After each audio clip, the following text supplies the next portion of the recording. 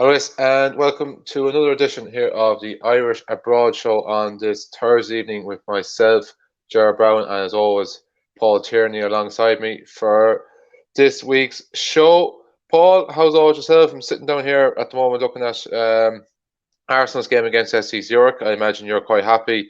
Arsenal winning the game 1-0 after about 36, 37 minutes. And going from what I seen last night in Naples, it could be a competition that Liverpool might be joining Arsenal in the springtime. Yeah, definitely. Well, I mean, I think that's a bit harsh. You don't have a great record against Napoli anyway, No. and they're always a very good side, very tough to beat, particularly in Napoli. So, I wouldn't be beating yourselves up too much. There's 5 games left. Rangers look weak and look the weakest in that group anyway. Probably be a three-way fight for the top two spots, I think. Anyway, but Rangers, I suppose, can pull a result out in some situations. And in terms of Arsenal, yeah. Marquinhos getting on the score sheet his first game. I haven't seen much of him, but great for him. I just flicked it on there myself. I don't know how the game is going really, but they probably should be expecting to win there and get their campaign off to a good start in the Europa League. Um, Disappointed on Sunday. I'm not going to lie. Dominating in spells, should have done better, but fair play to United. They picked them off on the counter attack and work to do still. Work to do still after 5 wins out of 6. It's not a bad situation to be, you've lost at Old Trafford actually after playing quite well and you're still top of the table. So all in all, not too bad. But I do think actually on the Europa League front, I still think Arsenal get through the group. But would it actually be kind of fair to say by Europa League standards, it's actually a pretty difficult group. Union Berlin are from the Bundesliga, which we know is not a bad league by any stretch of the imagination. Bodo Glint, let's not be fooled by the fact they're from Norway. They've put out some unbelievable results in Europe over the last 2 years. They're not to be messed with. And okay, I agree, FC Zurich did win the Swiss League a couple of years ago. Wouldn't have major European pedigree from last while. But there's definitely, as I said, enough to suggest that Union Berlin and Bodo Glint can make this a hard group for Arsenal to get out of. Well, it's actually PSV, Jer. So yeah, it's PSV Eindhoven. It's not Union Berlin, I don't think. Oh, sorry, I don't know where I've seen that one. So, yeah, No, well, but even sorry, even sorry, PSV to give me a chance to redeem myself. You're on about Rangers being very, very poor. Let's be brutally honest. PSV should have won that tie. They're the better team from what I see in Ibrox and in Eindhoven. There are no mugs. They play some good football under Ruven Nistelrooy. So yeah, I still kind of stand by my point, even though I got the team mixed up there for some reason. I think once again, Flash score with their graphics and the way they do lineup games has outdone me again. But yeah, I still think Arsenal got through it. But yeah, by like Europa League standards, you would call it still a difficult group. oh yeah, 100%. Listen, Bodo Glimt have had some fantastic results. Yeah. Roma last year, the way they just dismantled Linfield, even though they were 1-0 down, and I mean, it's not easy to do that to any team, even if you are stronger than them. Yeah, and I mean Zurich, I think they won the league last season as well over there. So I mean, like they're still champions, and it takes a lot to be champions. So you can't just assume. I think they won it. I'm not sure. They Don't did. They quote were in me the on it. Champions League actually. Yeah, I think it was it FC Copenhagen knocked them out in the playoff round. I think so. They beat Hearts in the last round of this. So the third round, So sorry. Yeah. yeah. So God, there's so many bloody matches now. It's so hard to keep track of it. Not complaining, just saying. But yeah, it's a tough group. Listen, they need a good result tonight. They've got PSV at the Emirates next week. PSV did knock them out of the Champions League last 16 in 2006-7. So I That's a mean, long time ago. it's a long time ago, but still, I mean, it's a good record at the Emirates if they've only played there the once, and they'll be But right like for no that. no no one would be playing next week would have played in that game. That's 15 years ago. I know, but still, like that, their fans would remember it. It'll be a big occasion for them. And look, you don't want any mishaps early on in Europe. You want to Yeah. kind of get through it and just have yourself sorted by the third game a lot of the time. They should do, but we'll wait and see. United playing tonight as well, and obviously Shamrock Rovers playing tonight too against Djurgården. A massive game up in Tala for them. Yeah, just going to say I was there before we kind of finish up with our European talk and move on to the weekend roundup. Yeah, it's great to see an Irish team in action in Europe tonight. There's no question about it. Was great as last season was in Europe from an Irish perspective. The fact that we didn't get a team into group stage football and them long dark winters nights, we didn't have an Irish team to watch on a Thursday night. I think the fact now we've got someone over the line look, as I said in the show, I expected Shamrock Rovers to be there. I think given the fact they were seeded and a lot of rounds, the Pats as well, they were given 3 opportunities. You would have been disappointed not from the spare and the quality that they have. Not coming into in the most spectacular form. I know obviously maybe injuries and the other eyes off the ball a little bit in the league and all that. They will be disappointed that defeat the Bohemians last week. But you're expecting a great atmosphere tonight against Jewel Gardens. Look, we've seen what Swedish teams can be like in Europe. Malmo in the Champions League group stages last year. You would still perceive the Swedish league to be ahead of ourselves by nice, but we would have kind of from a distance would have kept an eye on the Swedish league last year with Sak Elbasehi, and there was a close title race there. I think Jules Gardens, while they weren't going into the final day with a chance to win it, they were never a million miles away from AIK and Malmo. So it'll be a big ask for Shamrock Rovers, but they have a very good record at home this season. They've taken scalps at home against the likes of Ludogorets and Ferencváros. The only difference was the ties were kind of over, so how interested were the opposition as opposed to tonight where you have a Jules Gardens team that will be very much targeting 3 points in Tala to set them on the way to getting out of the group. So it'll be a big test for Shamrock Rovers. And again, it'll give us another indication of how far the league is coming on progressively, that the best team in our league is playing against one of the best teams from a league that will be a little bit ahead of us, but where we strive to get ourselves in the next couple of years. Yeah, definitely. I think Gary Spain and Jonathan Dachkowski are up there tonight, so hopefully they enjoy that. And Gary will obviously have his updates. He's probably been up there since 3:30 yesterday afternoon. So fair play Straight to him from on the that. airport, coming back from Bratislava after being at the women's games Tuesday. Fair And play yeah, to of him. course, Fair play to him. and their draw as well tomorrow. Don't ask us. I don't even know if I know how the draw works, but I still don't even think Ireland even knows they'll still have to play 1 or 2 more games to get to the World Cup, which just shows you how ridiculous that system is. Like, you kind of think, okay, 9 runners ups, the 3 best get a buy into the next round, 1 leg of ties. You think, oh, yeah, that all makes sense. That all makes grand. And then, oh yeah, just one of the 3 teams that wins the second round tie, the third best. Oh yeah, you still have to play another game against a team from another continent. Just bonker stuff. It's crazy. It's crazy. Brings back memories of playing Iran for the World Yeah. Cup in 2002. Crazy stuff. But anyway, look, hopefully they can get the job done. It'd be great to see them at a World Cup in the next couple of years. Yeah, fingers crossed. They will have 2 Irish teams to watch 2 major tournaments well next summer. Not long to go. It's now that under 21s playoff as well. But we'll crack on into what we're mainly here for, and that's to give us the lowdown on how Irish players have performed with their respective clubs since we were last on air last Thursday. We'll start with the Premier League. I suppose might as well throw / Champions League into it as well. Very, very little, unfortunately, report from the Premier League. Actually, only one fixture last weekend had Irish involvement. That was Wolves against Southampton, which was a 1-0 victory there for the home side. So Wolves picking up their first 3 points of the season, and Nathan Collins was once again a part of their defence. They kept a clean sheet in eking out the 3 points in that game. The Express and Star gave the centre back a 7 out of 10 rating, saying aside from 1 or 2 small errors, Collins did well and marshalled the Southampton forwards. Conor Ronan was once again an unused sub for Wolves in this game, so that's the second time he's been named on the bench in back-to-back games. While Gavin Bazuna was the other Irish involvement in this game, he was once again between the sticks for the Saints. Disappointing afternoon for them, and a bit of a disappointing afternoon for Gavin. He was given a 5 out of 10 rating from Hampshire Live, saying not his best game in a Southampton shirt. And looking back on the goal, I do think he could have done better with it. I suppose, look, slow motion replays and different angles makes things kind of look worse. I think he kind of just got his foot kind of caught, body position was just couldn't get it back, shifted in the right position. I think it's one of those himself. He probably knows he could have kind of done better, but he just seems to kind of get a little bit flat-footed. But in general, we're 5 or 6 games in. He's still a young lad. Southampton are still in a stable position at the table. Like, you're going to have that week in, week out. It wasn't a major blunder all the same. Yeah, definitely. Like, I mean, listen, you can't be fully blamed. Southampton have started a lot better than I thought they would as well. But look, a lot of pressure lifted off Wolves and Nathan Collins as well. Been quite poor in the first couple of games. Don't seem to. I know they only won 1-0. It's only 1 goal, but listen, it's important that they got 3 points on the board. I'm sure Bruno Lage was under pressure, and I'm sure Nathan Collins was as well, because it's big boots to fill. Connor Cody going out on loan, and I know we say it most weeks, but look, it's good that he got another clean sheet under his belt along with the rest of the defence and Jose Sa.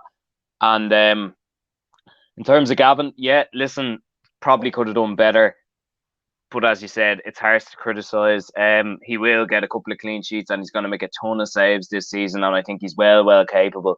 And look, Southampton, as long as they stick with him, unlike what Bournemouth did with Mark Travers, and he looks like he's now dropped indefinitely, they stick with him and they go from there. And look, a good win for Nathan, disappointing for Southampton, but I think they've been very good so far and have done better than anyone has thought they would have.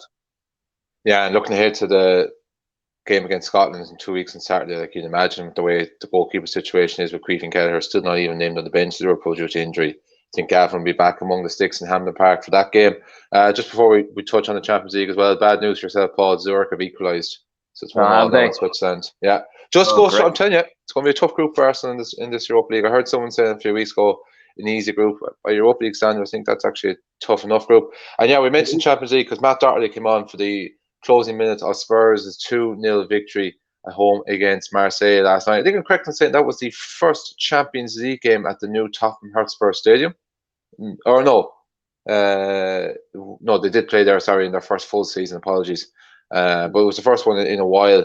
And it was also the first time an Irish outfield player featured in the Champions League in just over nearly 6 years. It's going to be 6 years to the day next week since Owen O'Connell, of course, now with Charlton Electric, last featured for Celtic against Barcelona. They were beaten 7-0 that night. We have had Cretan Kelleher play in the post, between the posts a couple of times, Liverpool back in the 2020-2021 season. But yeah, good to finally see Matt, not just from an Irish perspective, finally see someone involved in Championship or Champions League, but just from his own perspective, because it's the first time he's seen any sort of game action since also come on as a late sub, and that was way back in the opening day of the season. Yeah, definitely. I think that's mainly because Emerson Royale has actually been quite good for a change for him, which is a shock. Look, it's going to be tough for Matt, but it's a squad game, as we mention all the time. He'll get more opportunities, hopefully in the Champions League as well. And let's hope they don't go too far, though. Let's hope they don't go too far. We don't want to see them getting to finals again and potentially winning Champions League. So look, but in terms of Matt, yeah, hopefully he gets a bit more game time. And with the Ireland games coming up, he'll definitely be in the squad regardless of his play time for Tottenham. And look, there'll be a couple of games under his belt there as well for Ireland, and maybe that'll help him with his breaking into the Spurs side as well.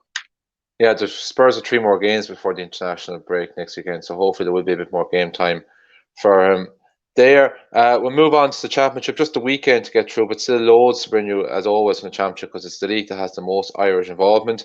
So we'll start off with the Friday night game that was between West Brom and Burnley, ending in a 1-1 draw. Darragh O'Shea and Jason Lumby started that game for West Brom, while Josh Cullen also started that game for Burnley. Just a couple of player ratings from this game. Birmingham Live on the West Brom pair gave Darragh O'Shea a 4 out of 10, just mainly kind of criticising that he was part of a general high line from the West Brom defence that got him in a lot of trouble and that he missed a good chance towards the end. But I think it's a bit harsh to criticise that centre back for missing an opportunity. That's not what he's really there to do. Bit more positive on Jason Malumbi, gave him 6 out of 10, saying gives his all in every game. Of that, there is no doubt. He did the call of the Brummie Road to shoot on the edge of the box, but they wish they never bothered. So obviously by that, it was a horrendous shot. And Lance Lyes, from the Burnley perspective, gave Josh Cullen a 5 out of 10 rating, saying wasn't able to offer enough protection with Claret's second best in midfield, but kept at it. So yeah, kind of standard Josh Cullen, they'd always kind of keep going until the very end. Ryan Manning and Armstrong O'Flex, who of course recently just joined Swansea on loan from West Ham. It is on loan, it's not permanent, is it? Yeah, loan deal as far as it is. From the Swansea perspective, while Jimmy Dunn and Sinclair Armstrong from QPR all played in the Swans 1-0 victory there. So badly needed a win for Swansea. A couple of good player ratings from Wales Online for the Irish lads there. Manning getting 8 out of 10 and Occo Flex getting 6 out of 10. So good to see him make a positive impact on his debut. I couldn't find any player ratings for the QPR lads. Cal Robinson came on half time for his Cardiff City debut in their 2-0 defeat away to Millwall. Wales Online gave him a 5 out of 10 rating, saying looked bright when he first came on after the break and was a willing runner, but couldn't make the telling impact. Chinozie O'Benny played the full 90 minutes in Rotherham's 1-1 draw at home against Watford. Not a bad result for Rotherham, because they're still new to that league, and Watford just come down from Premier League, have started quite well. Robbie Brady, Alan Browne, Greg Cunningham and Troy Parrish of Preston North End and Scott Hogan of Birmingham City all played in the Brums 1-0 win at Deepdale. So that's the first goal that Preston have conceded this season. Ratings from the Lancashire Evening Post gave Greg Cunningham a 7 out of 10, 6 out of 10 for Robbie Brady, and 5 out of 10 respective ratings for Alan Browne and Troy Power. Just interesting as well on Troy Power. I happened to be listening to Off the Ball Football Saturday when I was driving home Saturday afternoon. Mark Lawrenson, who was on it, who would be a regular enough at Deepdale, as he actually is a Preston fan. And they were just asking him how he thinks Troy Power's been faring so far this season, and not really positive. He reckons at the moment he still looks like a player that's probably playing a division above himself, and he's a little bit out of his depth. But to mention, like, sometimes players can be a little bit slow burners. Look at Michael Obafemi last season, very slow to hit the ground running, great second half of the season. And most of Troy's goals actually did also come in the second half of last season. Preston as well aren't exactly firing all cylinders, only 2 goals this season, but then again, Troy is their striker, so they will be looking for him to get the goals. And Scott Hogan got a 7 out of 10 rating from Birmingham Live, saying played his part in the goal, made the running, and feeding Graham the cross, the ball. Continued in that vein, worked hard off the ball, subbed late on, having put in a real shift for his team. Yeah, so that's a man who's actually really, really putting some good performances and finding the back of net a couple of times this season, Scott Hogan. Andrew Omabamdeli and Norwich City made 3 wins in a row as they bet Coventry City 3-0 at home. James McLean and Will Keane both started in Wigan's 2-1 win over Luton Town. And of course, we can now also report that Anthony Scully is now a Wigan Athletic player, so it's good to see the Lashicks are back up to a trio of Irish players, of course, after Jim McGrath went on loan during the summer. Mark Sykes was part of the Bristol City side that came on the right side with a 5-goal thriller, beating Blackburn Rovers 3-2, and another man that got great reviews from local media, the Bristol Post, giving him an 8 out of 10 rating, saying a performance to show why he is keeping Kane Wilson on the bench. Worked so hard out on the right, dropped deeper in the second half, but another excellent showing. Got called up last March, didn't see any game time, but by God, the fact now he's doing it in the Championship as opposed to League One, I think he's definitely going to be Stephen Kenny's thoughts for that squad when it's announced for the Scotland and Armenia games. Continuing on with the Championship, Jeff Hendrick and Shane Long, Reading got the better of Will Smallbone and Stoke City 2-1. Jeff Hendrick, another man, got good reviews from Berkshire Live, 8 out of 10, saying ran his socks off in the middle of the park, clever at finding space to make himself available for passes and press the Stoke players hard. Shane Long got his 7 out of 10 rating as well, praising his contribution back in the starting 11, while Will Smallbone got a 5 out of 10 rating from Stoke on Trent Live. And 2 more bits of information before we finish the Championship. John Egan and Sheffield United had another good afternoon to remember as they bet fellow Yorkshire side Hull City 2-0 away. The Blades captain got 7.5 rating from the start, saying defensively excellent, and even had the desire and legs to join the attack late on, which United 2-0 ahead. Sean McLaughlin played the final 13 minutes of that game for Hull City. A rare appearance for him. Such a good season last season, just hasn't happened from so far this season with game time. And finally, CJ Hamilton played the final 15 minutes in Blackpool's 1-0 controversial victory away to Huddersfield. Of course, controversial because Huddersfield had a ball that crossed, had a header that crossed the line, but the breakdown with the Hawkeye and the technology meant the referee's watch never went off. He couldn't see it, so Huddersfield will probably feel they were hard done by to not get a point there. A lot to get through from the Championship there, Paul. Not much in terms of goals or assists, but a lot of really, really strong performances there from the likes of, as I touched on there, Mark Sykes, Jeff Hendrick, Scott Hogan, just to name a few. Yeah, definitely. Mark Sykes in particular was a player last year who was doing a lot of that for Oxford, and that's why he got his call up. If he continues that for Bristol City, he'll be in the team with Ireland in some of the games as well, and definitely get, even if he's not starting, definitely getting a run. Unlucky not to get a couple of minutes, particularly against Lithuania back in March, because I think that was a really experimental game for both sides, to be honest with you, just from being at it. Interesting to hear Mark Lawrenson's opinion on Troy Paris. I always think he's a bit controversial, to be fair to him. I think that's why he's kind of been bumped off the BBC the last while. But I'm not agreeing or disagreeing with him. I think Troy is a very, very talented player, but like it's got to be taken into account that he's not playing in exactly a fluid goal scoring team like Preston, who, what did they score this season? 2 in the league and 4 in the League Cup and conceded 1. I mean, it's a decent start, but like if he's a striker, he's probably being starved the chances really if he's only scored once so far this season. So I mean, it's not all down to him, but Yeah, interesting to hear that. And Jeff Hendrick, I watched a bit of that game the other day, and look, I think we always expect a bit more from him because we keep harping on about Euro 2016, how he played so well in all the games. Look, Reading have a decent side this year. They look strong. They're getting a few results together as well. Shane Long being back as well is it's like watching us 6 or 7 Reading just missing Stephen Hunt and Kevin Doyle and etc. Noel Hunt. But yeah, look, good to hear. Jeff is always in the squad for the internationals. There's no doubt he'll be in the next one as well. Look, hopefully an upturn in form for Ireland as well as Reading as well. Geez, you're having real 6 or 7 season nostalgia syndrome here. Now, next you're going to bring up the time on Arsenal about Liverpool choice in the cup competition in the space of a few days. Just even actually on Troy Parrott there, huh? Thomas Rositzky got a double at Anfield in the FA Cup that week. And then the league game a couple of months later, Peter Crouch got the perfect hat trick. Yeah. Geez, our memories aren't that bad of the 6 or 7 season, even though we were only about 9 or 10, I think, at the time. 10 or 11, whichever. I can't remember anymore. Yeah. Just even actually on Troy Parr as well, and kind of like Lank's live baseline performance on Saturday would pretty much kind of back up a little bit what Mark Lawrence is saying. Just actually to read you the quotes they gave on his player rating. Just saying, just like a strike partner will be judged on his goals, and so far he's had more than enough to open his account in the league. Now, 18 championship games without a goal across 2 spells. If you remember back to when he was at Millwall 2 seasons ago, seems, and this bit is the thing that kind of worries me the most, seems a bit confused at times in his play on Saturday. And I suppose, yeah, it looks ultimately at the end of the day, Preston fans are probably looking at him thinking, well, this guy, he scored a couple of goals in League One last season. He's still on the books at Spurs. He's done underage some. When you need a goal scorer, a lot of the time you are judged on kind of how you score goals. But I think overall, going forward from an Ireland point of view, as we probably will discover from the news today with Adam Ida, once again ruled out through injury. He's going to be in the squad for 10 games anyway. He's probably going to get game time. Like I said, look, sometimes strikers can be a little bit of kind of a slow burner. And as you say, from the outside looking in without having really watched Preston, they don't seem like the most explosive, creative team if they only have 2 goals after 8 games.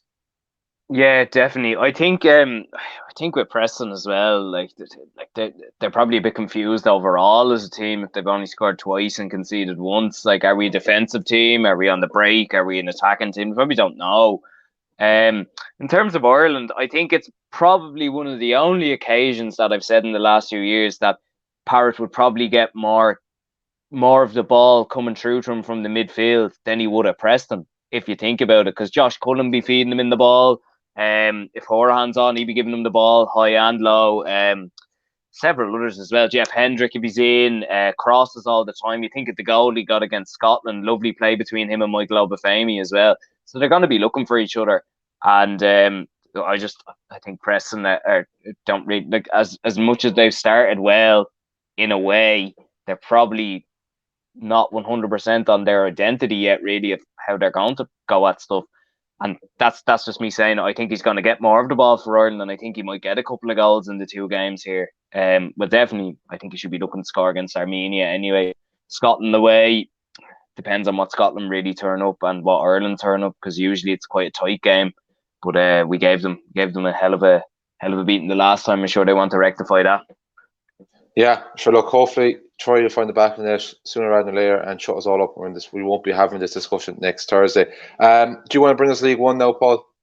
Yeah, League One. I've only got one bit of information, really. I had another bit earlier, but unfortunately I left my notes in work because I'm an idiot. But I did get a couple. I got Mipo Odubeko. He made his debut for Port Vale on Saturday, and he grabbed a goal in the 2-2 draw with Cheltenham Town there. So that's great for Mipo going on loan there, and hopefully he get a couple of more goals as the season goes on. Nothing from League Two from what I remember of my research last night. Did you get anything from League Two now? Yeah, well, I've actually about 3 or 4 more bits of information to bring you from League One first. So Luke O'Connell got an assist in Barnsley's 2-0 win over Sheffield Wednesday in the big South Yorkshire derby at Hillsborough. So that obviously will go down well with the Barnsley fans. So nice one there for Luca. Jordan Shipley got his maiden goal for his new club, Shrewsbury. Of course, joined them from Coventry City in the summer in their 2-0 win away to Forest Green. And finally, James Collins found the net for the first time as a Derby County player in their 3-2 defeat away to Plymouth Argyle. And it was fellow Irishman, retired international now at this stage, David McGoldrick, with the assist. And just from League Two, I just have one bit of information. I think League Two has to go down as the league with the least Irish representation because there's very, very little. Even when I'm looking through, see if anything happened during the week, most games don't seem to have Irish players involved. But the one bit of information I did find from League Two this week is Stephen Foley got an assist in Barrow's 3-1 defeat away to Northampton. Fair enough. That's good stuff. Sorry, I missed out on the League One. I actually had those two about Connell and McGoldrick and Collins. I just completely left my head because I am a fool for leaving my notes in work. Anyway, we can move on to Scotland now. A couple of things from the top division as well. Obviously, the main attraction in Scotland this weekend was Celtic and Rangers. Celtic winning 4-0 there. A lot of Irish people will be delighted with that one. A lot of anyway, famous Irish people, well, I wouldn't say famous, but a lot of well-known sporting people, I would say, were at the game as well. Yeah, got to the Kerry winning All-Ireland team. Got to meet Ange Postecoglou. I'll tell you something. They are having a great time since they won the All-Ireland because I think it's slipped under the radar as well. Not only were they at that game, but a lot of them were also at the Man United Liverpool match as well. So they're having an absolutely phenomenal time since they won Sam Maguire there back in July. Going on tour. Why not? Why not? They're probably, I guarantee you, we'll probably see David Clifford at some mad Eastern European derby this weekend. Probably, fair enough. God knows, Partizan against Red Star. But he's a big Celtic fan anyway, David Clifford, I think, from what I've heard. So fair enough. Fair play to him.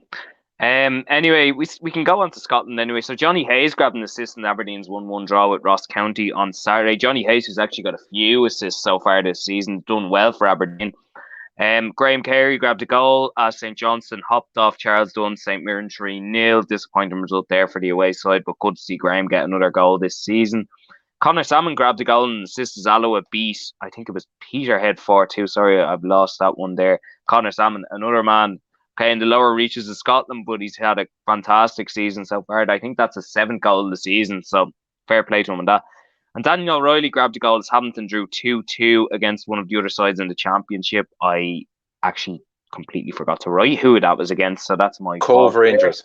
Cove Rangers, right? Okay, so Daniel O'Reilly is actually the namesake of a lad I used to go to school with, and they're both centre halves as well. So, yeah, good on Don. I think that's his 2nd goal of the season. So probably a bit unlucky when he was at Shelburne not to get a bit more game time, but flying well over for Hamilton, a team who are always looking at getting promoted to the Premiership in Scotland as well. So fair play to him on that. We can move on into Europe now. Anyway, only a couple of details here. We'll start off with Serie B. Aaron Connolly got 87 minutes for Venezia in their 2-0 home defeat to Benevento on Sunday evening, I think it was, or maybe Saturday evening.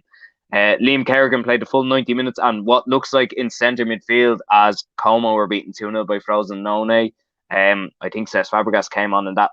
So Liam Kerrigan was playing alongside Cesc Fabregas in centre midfield for Como. Now that is a sentence I never thought I'd say, but fantastic to hear. And Zach Elbazetti got an assist in AIK's 4-0 win over Sundsvall on Saturday. He only came on for 15 minutes. Good to see him grab an assist there. AIK, who now only have the league and cup to focus on, as I think they might be out of the cup actually. I'll have to check that one. But yeah, AIK back in form in the league now. Unfortunately, didn't get through to the next round and won't be starting their season in the Europa Conference League tonight. So that's Europe. Jared, Liam Kerrigan and Cesc Fabregas forming a partnership already. Yeah, it's real. It's probably childhood stuff for Liam Kerrigan to see that kind of come true. Something we can only kind of dream about. Like I don't know whether he will be an Arsenal or Chelsea fan, will be playing with his heroes, but to play with someone that I'm sure he would have watched and idolised a lot growing up. I think probably the most encouraging thing to take away from Serie B over the weekend was that was Kerrigan's first start of the season, and also Aaron Connolly's first start of the season as well. And I think by all accounts as well, Aaron put in a good shift and put in a good performance as well, which is very, very good to see as well. Also, I suppose when you mention Aaron Connolly, it's a good chance to tie in as well his permanent club, Brighton, looking for a new manager with Graham Potter. I'm surprised he took the Chelsea job. I suppose look at the end of the day, you probably seen the contract, 5 years. Yeah, so what if I get sacked? I get a big payout. And look, at the end of the day, who doesn't get sacked as a Chelsea manager? It's not really going to ruin his reputation too much. But done an unbelievable job at Brighton, it has to be said. Yeah, definitely. Watching them on Sunday again, they just at times you're just thinking like, am I actually watching Brighton here? The football they play is stunning. Did you see the goal McAllister got that was ruled out? Oh yeah. Oh my God! Like honestly, VAR had a shocking weekend. Maybe they were right, maybe they were wrong. it must just hurt the soul to rule out a goal like that, even for referee, or maybe they love it. I don't know. Whatever they I want. think, at least from McAllister's point of view, at least he's still got 2 more goals, and his free kick as well was actually an absolute thunderbolt as well. Like, but yeah, as you say, like Brighton, if like you were to pick like a team in the Premier League you most enjoy watch or want to watch, apart from team you support, and to be honest, the way Liverpool are playing at the moment, you don't really want to watch them too much. Brighton are probably number one at the moment for me. That unfortunately is now going to change after the fact that Graham Potter's gone. It depends who kind of get in. But yeah, they've been a revelation and a joy to watch under Graham Potter and the progress that they've made. And it's a pity because I would have felt if Graham stuck it out for the rest of the season, I would have thought they had a serious chance of making European football this season, given the progress that Yeah, he's made with them. yeah, definitely. I was Yeah. like Danny Welbeck as well. I've watched him 2 or 3 times this season. He looks unbelievable, and his first touch is stunning. Yeah, consistency, yeah. I've never seen a touch like that. Even when he played for Arsenal, he was injured a lot, to be fair, and with United as well. He probably had one season with United, the year they lost the league title to City from the Aguero goal. I thought he was very good that year, but besides that, he was always in and out injured. But yeah, look, I mean, I just think back to the United game, the opening day of the season. They ran twice as much as them, and the quality was just there for them. That's it. Um, Couple more bits of information to bring you this time from the MLS, coming to the end of end of the regular season over there now, and Shane O'Neill got 90 minutes for Toronto in their 4-3 defeat against Montreal. Derek Williams played 90 minutes as LA Galaxy, and Sporting Kansas City drew 2-2. Chicharito Hernandez there grabbing 2 and missing a penalty in the last minute for the home side. There, you might have seen him diving on Sky Sports News. Actually, it was an absolute joke. He got a tiny little push off a defender. I think it was a free out, and he just dived. I don't know if they got a penalty for it, but it was ridiculous and classic Man United antics as usual. But we won't get into that. No bitterness here.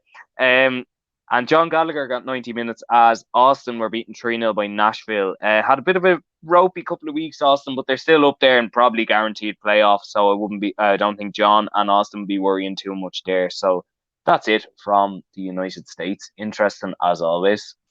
Yeah, that's their back-to-back defeats, 3 defeats and 4 from them. But I was just looking at the table there. They're still, as you say, second in the Western Conference with 5 games, I think, they still remaining.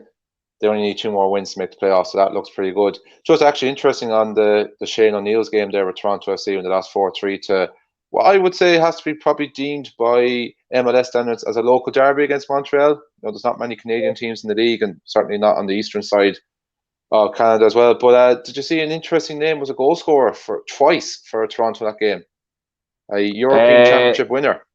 Lorenzo Insigne, wasn't it? Yeah, I don't know how I let that one slip under the radar that he joined Toronto as well. Just given apparently it was agreed at the start of last season, and he went at the end of last season. Like it was like, you know, the way they do some of them. Yeah. Like in Germany when like Hummels went to Bayern and they agreed it in the middle of the season, something like that.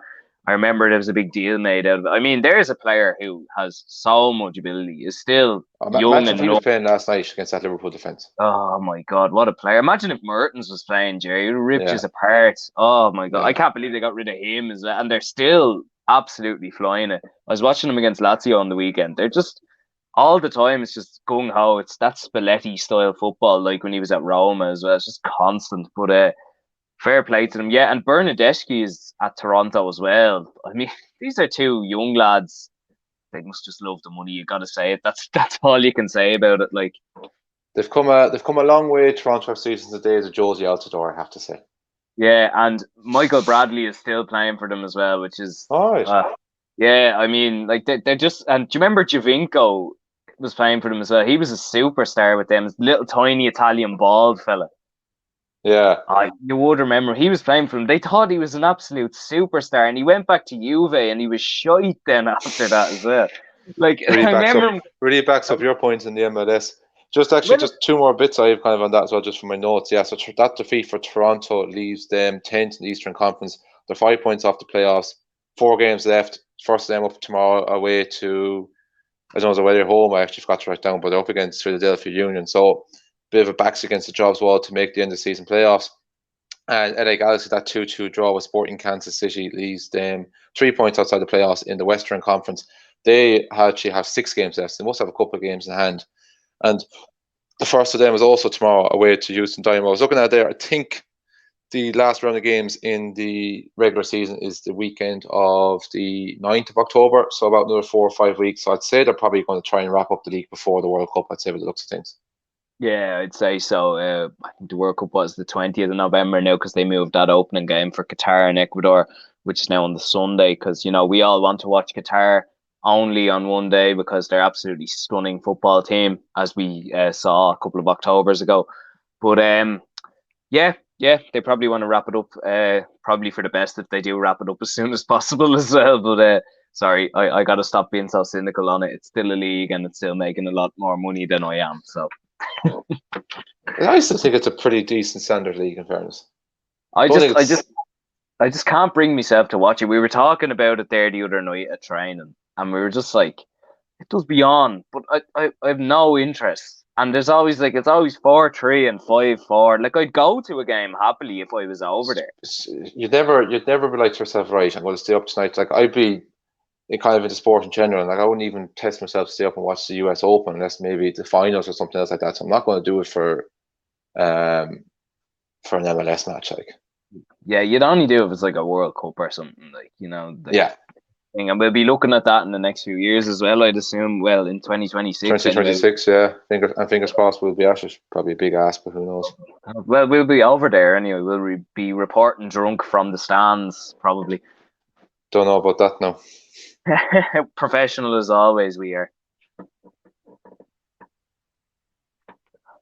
I think that's it. I don't have anything else to add to that anyway. No, I think that's pretty much kind of it. Like, hopefully might be a little bit more of Irish interest or involvement tonight. Conor Coventry will probably know inside the next few minutes whether he's going to be involved for West Ham or not. I think he's the only potential Irish involvement in Europe. Yeah, that's pretty much kind of it. Next week's going to be a little bit more of a chopper block show because it's a double game week in all the English football leagues. So there'll be plenty more to get stuck into next Thursday, Paul. Yeah, definitely. Hopefully, because very bare this week. I love doing the research as well. It keeps my head into it as well because a lot of the time you don't get to watch half the highlights. There's so many bloody highlights programs as well. But yeah, good week and internationals coming up, so we can look forward to getting drunk on a Tuesday night to watch Armenia play football. Bring it on. Lovely stuff. Lovely stuff. Right, thanks very much, folks, and we shall chat to you again soon. Cheers, Paul. Thanks everyone for listening and watching.